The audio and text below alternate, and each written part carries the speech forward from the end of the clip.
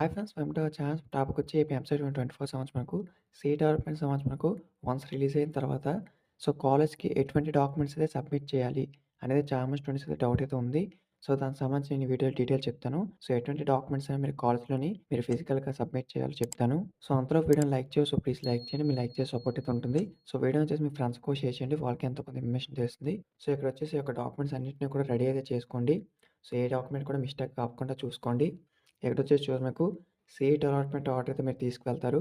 మీకు ఏదైతే ఎంసెట్ సంబంధించి డౌన్‌లోడ్ చేసుకుంటారో, అలాగే మీ యొక్క జాయినింగ్ రిపోర్ట్ కూడా తీసుకువెళ్తారు. తర్వాత మీ యొక్క హాల్ టికెట్ అయితే తీసుకువెళ్తారు. తర్వాత మీ యొక్క ర్యాంక్ కార్డు, అలాగే నెక్స్ట్ మీకు ఎస్ఎస్‌సీ మార్క్ లిస్ట్ మెమో అయితే తీసుకువెళ్తారు. తర్వాత మీ యొక్క ఇంటర్ సంబంధించి కూడా మార్క్ లిస్ట్ మెమో అయితే తీసుకువెళ్ళడం జరుగుతుంది. మీ యొక్క ఇంటర్ టీసీ అయితే తీసుకువెళ్తారు. తర్వాత మీ యొక్క ఆధార్ కార్డ్ అయితే తీసుకువెళ్ళాలి.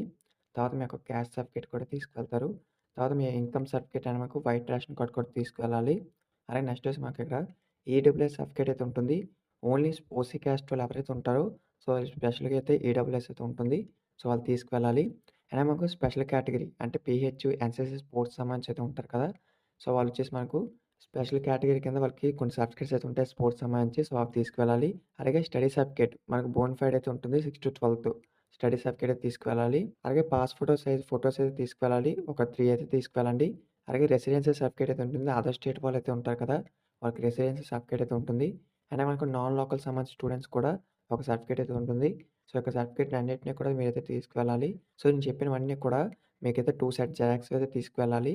ఒరిజినల్స్ అన్నీ కూడా రెడీ చేసుకోండి. అండ్ మీకు 2 సెట్ జిరాక్స్ అయితే ఉండాలి.